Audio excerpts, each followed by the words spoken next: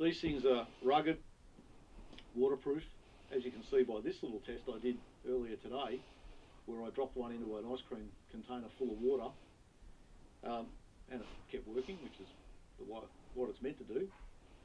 So I'm sure they'll do quite good in the rain. I've got two of them at the moment. Hi, my name's Trevor, and this is a little stunt that I did last week just to demonstrate the effective waterproofness of the GME TX6150 UHF radios that I've recently obtained. These radios are rated to IP67, and some people might be wondering just what the IP67 is all about. We hear it bandied around a lot. It's on radios, it's on phones, it's on cameras, it's all over the place, but just what is it? Well, I looked up GME's IP rating chart, which the address is below, and as you can see, it stands for ingress protection, and ingress is the act or right of going in or entering. I'm just wondering, why can't we just forbid water from entering our electrical devices?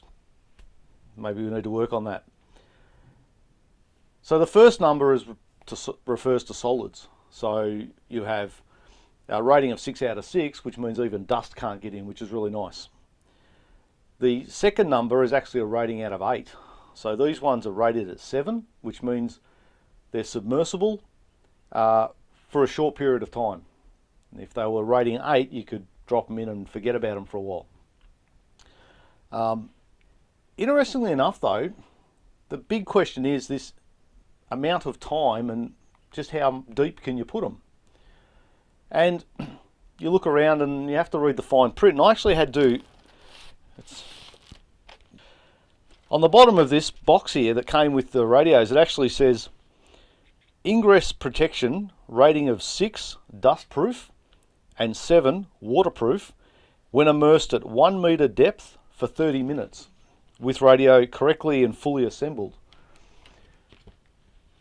So what does it mean for the average Joe on the street and for us in regard to our film project? Well, what it means is that these radios, you could drop them into a puddle and they're still going to work fine.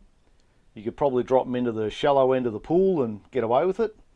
You could in fact drop them into the deep end of the pool. You just have to go in straight after them. And for us running around in the rain, and unfortunately we don't have the budget to have the nice sprinkler system that's got the warmed water and only gets the actors wet, we have to rely on Mother Nature. So it's going to be raining everywhere and we're all going to be in it. And that's just the way it is, including our electrical gear. And at least with the radios, we don't have to worry. So that should clear up exactly what the IP67 rating means and effectively what it means for people on the street.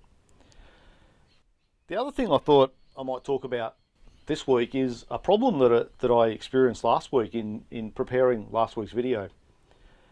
And most of you would already know that for years Hollywood has used the clapperboard to sync up audio and video, and it's quite simple. You've got the visual representation of the arms closing, and you can see when they actually connect. That's why they have the coloured stripes on the jaws. And when you get the clap, it puts a very nice spike in your audio signal, and it's very easy to identify, and you can then line up. You've got your clapperboard closing, you can line up your audio, you get it just right, and it's now synchronized, and off you go. Well, that's how it's meant to work. What I encountered was sync drift. So I would line up the clapperboard and I would line up the spike and it would go. A minute down the track it would be a little bit wonky, and 2 to 3 minutes down the track it was completely all over the shop. It was very frustrating. It led to my day shoot ending up at take 8 as a night shoot, and I spent hours searching through the forum sites and Adobe help sites, and I found out it was a setting with my audio equipment. The default setting was some MP3 setting. I'm not sure why Adobe Premiere didn't like it, but what I found on the internet suggested that I change it to PCM, which apparently is industry standard. Apparently it's what's used on CDs and things like that. So I changed that, and voila, take 8, works fine. And you don't need to be too smart to work out that I've probably left it in PCM setting on my audio device. There's a few things that that fell into place this week, and a few things that didn't. Sometimes it feels like we knock 2 things off the to-do list, and we get another 5 of them appearing. I knocked the budget around a bit this week. Went to lock in a vehicle, and we had to get a bigger vehicle than we had initially budgeted for a couple of reasons. One, we now realise that on one of the locations we're going to need 6 crew, including myself. So a 5-seater or anything wasn't going to be appropriate. And as I did say to people, I wasn't leaving anyone on the footpath. That's just not acceptable. The other problem was that we've now got a bigger piece of equipment, which I'll discuss in upcoming episodes, and we needed something that could cut that around, and there were size constraints with that, and we had the measuring tape out, and it was very much that it was the Goldilocks setting. You know, this one was too small, and this one was not right, and that one was not going to work, and then finally we found that one, and that was the option. So that was that. I've started on the paperwork, and oh my, I mean, yeah, I know why we have to have paperwork, and I appreciate what it does for us and keeping records and all of that. I feel some of the paperwork's a little bit dated. All of the councils seem to be working off the same playbook. They're all asking the same questions and the same criteria. And the big question comes in, you're either low impact filming or you're high impact. And there's no middle ground. The low impact, 1 camera, 1 piece of audio, no more than 6 crew and talent. But I like using 2 cameras, and there's a couple of reasons for that. On one of our locations, we're going to be filming first thing in the morning, and at that hour of the day, the light's changing quite dramatically, you know, minute to minute. So I want to be able to film the scene from different angles at exactly the same time.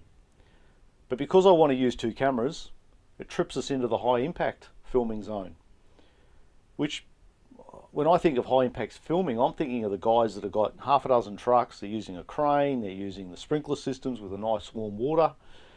You know, they're blocking off streets, they've got the special vehicles with all the cameras all over them, and we're certainly none of that. It means that there's some interesting questions arise.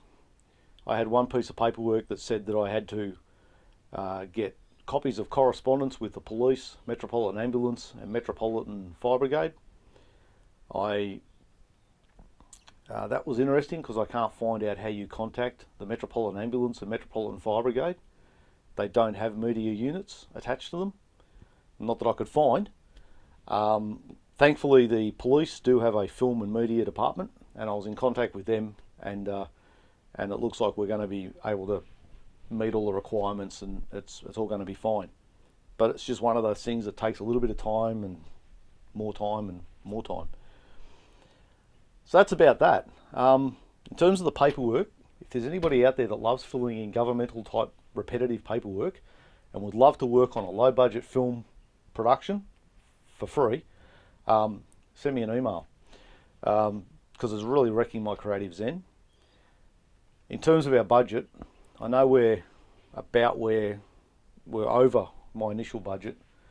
There's been a couple of things that I didn't consider.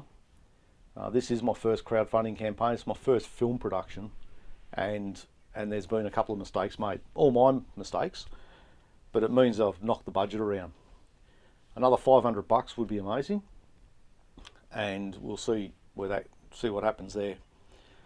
If anybody would like to invest extra money, just go to the crowdfunding site listed below. We've still got a few days, week and a half still to run, so all things are possible. Apart from that, got lots and lots of things falling into place. The film schedule's starting to fill up, got the dates locked in, not prepared to advertise them just yet. And yeah, I'm going to keep going with this.